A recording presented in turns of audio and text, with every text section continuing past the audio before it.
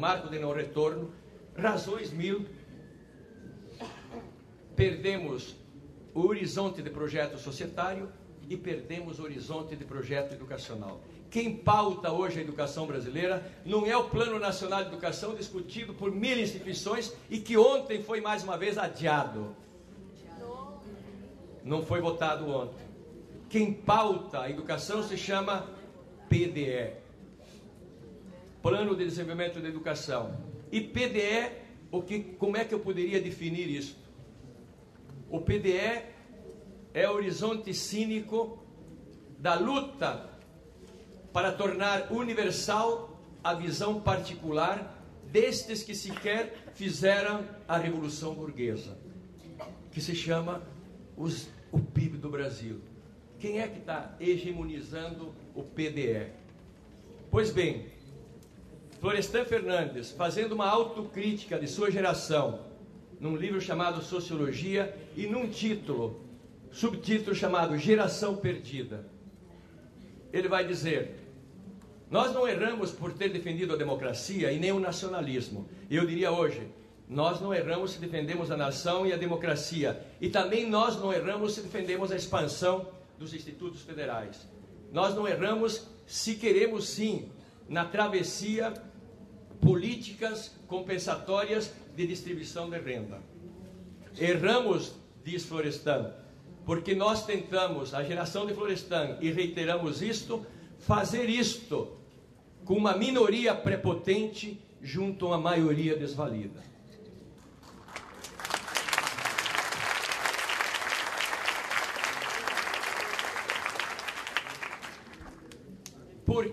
Por que então o Plano Nacional de Educação está sendo retalhado como foi retalhada a LDB?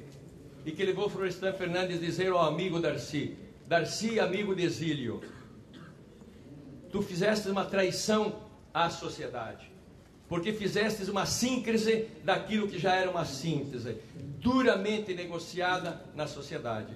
O Plano Nacional está aí, da mesma lógica, exatamente por quem esbafora na Veja, na Globo, todos pela educação. São lá os representantes no Congresso do empresariado industrial, do empresariado do campo e do comércio. Então isto é cínico. Se a gente não se dá conta disto, estamos perdendo tempo aqui. Estamos perdendo tempo no sentido que nós seremos alienados, estaremos pensando com a cabeça do outro. Então veja o horizonte. Nós estamos regredindo, inclusive. Eu estou fazendo um trabalho com os institutos federais. Impressionante a importância para a juventude do interior do Amazonas, do Amapá, do Acre. Tem um instituto federal. Me dizia um diretor que numa cidade o único elevador que existe, e as pessoas vão lá para ver o que é um elevador. Viu, Gadotti? Nós temos ainda esse país, a tecnologia não chegou ao elevador. Pois bem, isso é importante, mas quem é que está hegemonizando o conteúdo, o método e a forma de emancipar esse jovem? A Cátia Abreu está discutindo isso.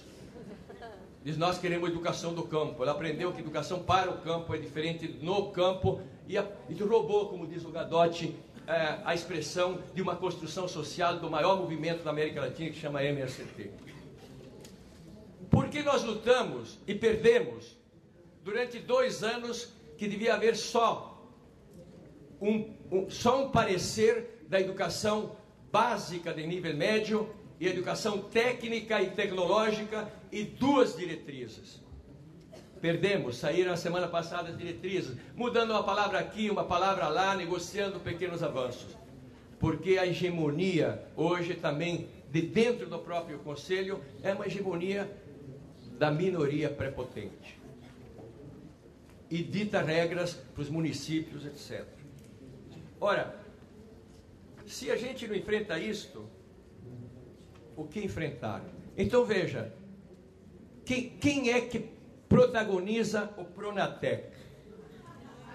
O Pronatec é o samba atravessado para fazer menos daquilo que se fazia pouco, mas era uma direção adequada.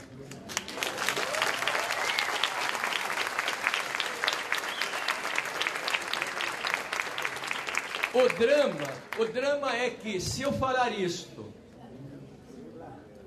para 30 milhões de jovens com vida em suspenso, em vez de levar palmas, eu levo vaia. Porque eles foram educados a dizer que com a gambiarra se emancipam.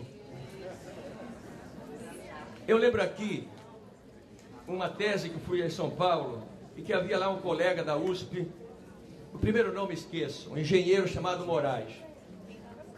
Vou acabar. Mas tenho 10 minutos. Eu pedi para 10 minutos para poder arredondar minha fala. O Moraes, durante o golpe, ele teve que sair da universidade e se infiltrar numa empresa. E foi para trabalhar numa grande empresa em São Paulo.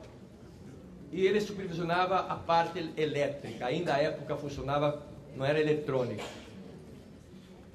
E a fábrica tinha muito problema. E ele descobriu lá um trabalhador com o saber tácito, o João, que fazia uma gambiarra, ou um gato, eu aprendi lá, perfeito. Então, quando tinha um problema, João, vem cá, me ajuda. E o João ia lá, e um dia o João disse, e o Moraes sempre almoçava com o João. E o João disse, não, eu não quero mais trabalhar com você. Mas por quê? Porque se você me pede um trabalho, eu faço a gambiarra bem feita.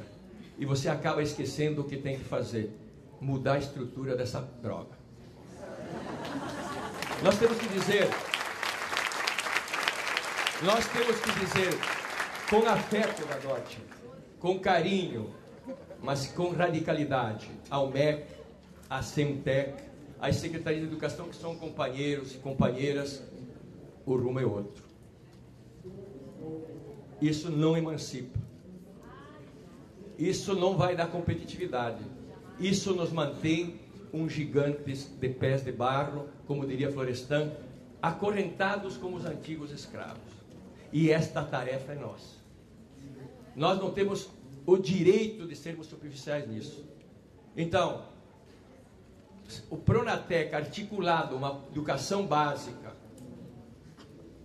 assim como foi definida aqui para os meus colegas, sem dúvida, ele é necessário na travessia, mas não como cassino para a privataria, porque quem está ganhando dinheiro, isso são empresas como Urubus, que vão ao Ministério, eu estava no Ministério semana passada, vão lá dizendo, nós queremos tantas escolas de nível médio, nós queremos um voucher dos pobres e nós vamos colocar lá educação financeira, educação para o agronegócio, educação e a educação básica aonde fica.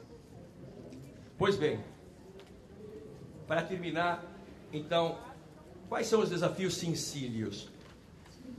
Pequenos, como diria o velho Engels na primeira lei do Marx. Nós temos que reaprender a fazer política, com P maiúsculo.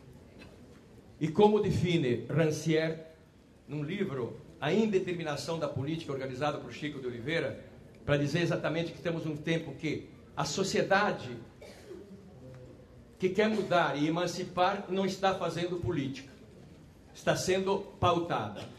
E ele diz, política quem faz é quem está de fora para poder estar dentro, ou seja, política é a capacidade de pôr na agenda da disputa do fundo público, da direção política, da sociedade e da educação, pautar o adversário. E quem está pautando a sociedade é o PDE. O PNE, o Plano Nacional, não é aquela Brastemp, mas é um avanço enorme se a gente conseguisse inverter, mas está lá chocando no Congresso. Então nós temos que aprender a pôr na pauta interna das nossas instituições qual é a pauta que emancipa, no conteúdo, na forma e no método. Qual o conteúdo? A coisa mais difícil hoje.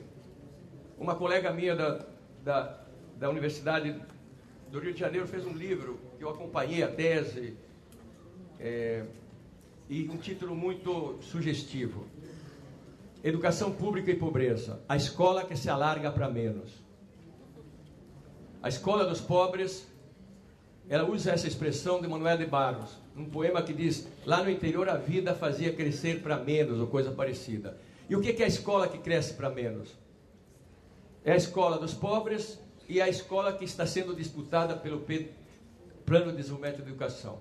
Para os pobres é que cabe tudo menos a educação básica.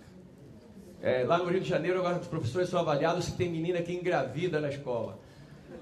Se eu fosse jovem, com 15 anos, morando no campo, sem minimamente o que tive de instrução, eu estaria todo dia bêbado, para poder toda noite ter uma morena e uma loira na cama juntas.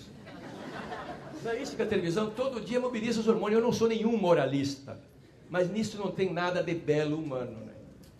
Então, milhares de jovens amontoados nas cidades, sem informação, sem nada, engravidam. E o professor é culpado disso. Lá vai um programa de educação sexual. Segure os hormônios com isso. Entende? Segure os hormônios.